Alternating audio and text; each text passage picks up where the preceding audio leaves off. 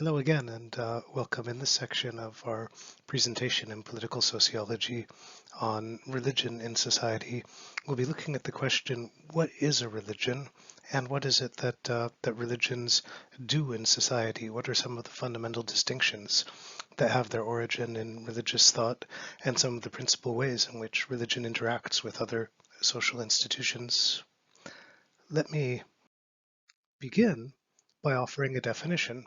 Now, there are many definitions of religion that are available. Some of them are religious in origin. There's not really a consensus in sociology. The one that I have proposed for you here, it's listed as the first point on the slide, comes from Peter Beyer, and I've chosen it because it integrates probably the most important dimensions of religion for the purpose of our analysis. So let's take a look for a moment at this definition. The first thing we see about religion is that it's a domain of human and social life, and it's a domain that is systematic and differentiated. That is to say, that religion provides a way of understanding and looking at and categorizing the world. That's the systematic part. But the differentiated part may be equally important.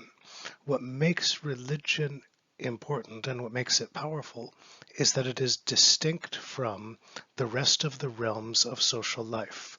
And the rest of what is included in social life is what we come to think of as secular. So there are things that are religious, things that are sacred, and things that are secular, that is, that are not connected to the ideas and representations that are made in religion. So what's the key element here?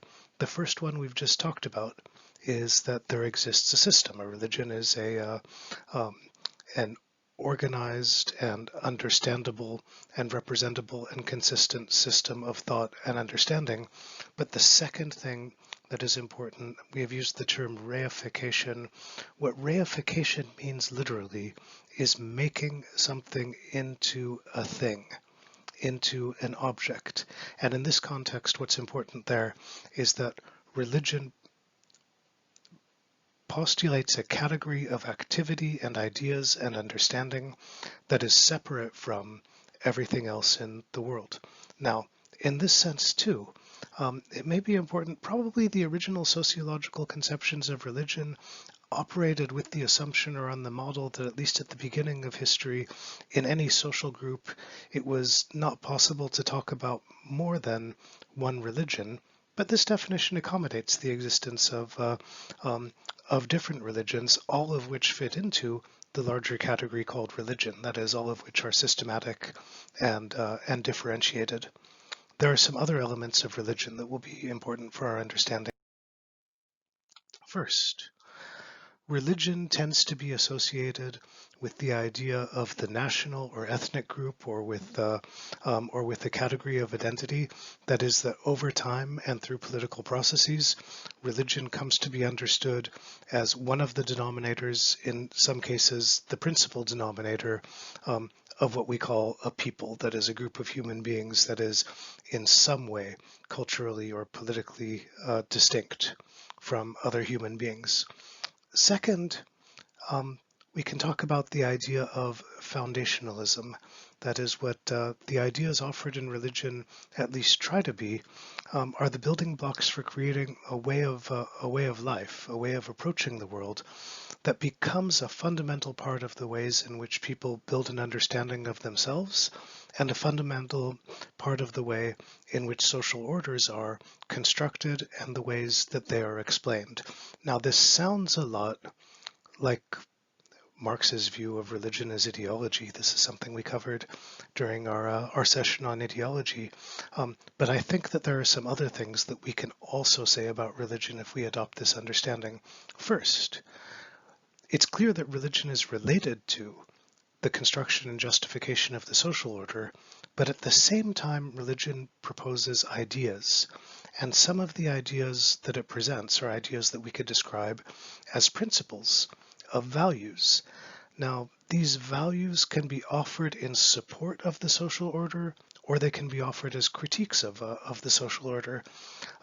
So religion, in addition to supporting social order, can also support social division, can also support critique, can also be subversive to the social order. Second, over time, as societies become more complex, as science and philosophy and technology develops, these fields of the religious, the sacred, and the secular come to be, in at least some ways, in competition with one another, and sometimes possibly opposed to one another. And the third thing that we can say about religion is that very much like the state, religion develops a set of institutions. These institutions have laws, they have hierarchies, they have interests. These sets of institutions can cooperate with, interact with, compete with, and oppose other sets of institutions in the society. Now let's talk about the ways in which some more specific social developments have interacted with religion. And I want to talk especially about imperialism and colonialism, that is the projection of the power of a certain part of the world with a distinct religious tradition over others, and the period of political and economic and other forms of domination exercised by people from that part of the world over other parts of the world.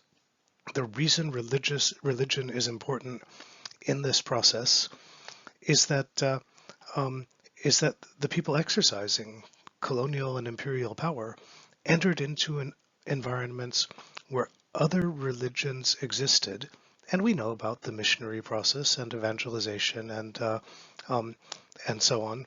One of the ways in which religious difference was approached was to postulate a distinction between a true religion and other religions, which are by implication then not true, to present this as a problem that could be solved by force and by the construction and imposition of institutions. Another thing then, that if one religion, in this case Christianity, is postulated as the true religion, right? Um, what this does is it puts one religion at the center of the system of understanding of religion. And there are some aspects of Christianity then that become the model for all religion. The fact that it is systematic, the fact that it relies on ritual which is repeated, the fact that it develops a set of religious laws and ways of interpreting and enforcing these laws. So if this is the model religion, then by implication, practices that do not correspond to this model are viewed as being not religious. And this is one of the places where what looks like the invidious distinction between, say, a religion and a sect, or a religion and a cult, or a religion and a folk practice develops. The third thing that imperialism and colonialism do is, because expanding the religion was one of the elements through which the projection of imperial power was justified, the project of building and expanding the state came to be associated with the project of religion. And we can talk about that in a moral sense, ways in which the state comes to be associated with a concept of the good. And we can talk about that structurally. What this does is it puts all religions in the world in similar positions in relation to the states where they exist, something which will become very important in post-colonialism, where independence and liberation movements are often constructed through religious institutions and justified using the language of religion. Uh, Now, if we want to talk about where religion fits into a larger social structure, one way of dividing up social space is to talk about the distinction between state and civil society. It's probably possible to talk about a third dimension here to be more comprehensive, that is to introduce the idea of the market. Now, of these three spheres of society, where does religion fit? I think this is a relatively open question, and it's one that is open for discussion. That is, we can think of ways in which religion can potentially fit into any or all of these three spheres. Uh, I already said before that one of the principal distinguishing elements of religion is the way that it separates the items, the objects in the world into domains, into the domain of the sacred and the domain of the profane. Now, what is the difference between sacred, and profane. Let's try to put this in very simple terms. We can say the distinguishing characteristic of profane things is that you can touch them, you use them. They are a part of physical experience. Sacred things are also things, but they have added to them the power of representation, the power of spirituality, and they cannot be touched, or they can be touched only under specified religious conditions. And we talk about this distinction between the sacred and the profane when we talk about it in these kinds of structural terms. There's something about it that seems a little bit artificial. But I think that everybody has had the experience of the sacred, the feeling of awe of entering into a particular space, a feeling that something has a particular importance attached to it, meaning that that it can't be touched. This is the space of the sacred. We can think of ways too in which profane objects are invested with the qualities of the sacred, so that a piece of food or drink that is used in a ritual becomes a representation of an idea, and at that time you don't eat it or drink it as a snack. It's used only for the ritual purpose. Now, when we divide the world into sacred and profane, or into religious and secular, then we can also ask the question, what is secular? Well, what's secular? Think of all of the spheres of activity that define everyday work. Things like science, politics, law, economy, art, health, education, sport. What is secular? Basically everything that is not religious. And what is the logic of the separation?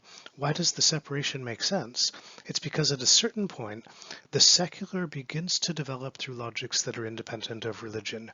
And if we talk about things like science and education, for example, these are institutions that have their origin in religion. The first universities were religious universities. The first schools were religious schools. It's only as science develops and becomes autonomous from religion that it becomes secular. Now, this happens during the period of enlightenment, the time of the establishment and construction and expansion of modern states, and of the growth of democracy. And democracy plays a very interesting double role in relation to religion. On the one hand, under democratic conditions, the secular field of society grows, and states develop in a way so that institutionally they become more accommodating toward diversity. On the other hand, at the same time, states are increasingly seen as a representation of a collective, something that is often called a nation, a group that has a shared identity. And what this means is that in some instances, loyalty to the state takes on some of the dimensions of attachment to a religion.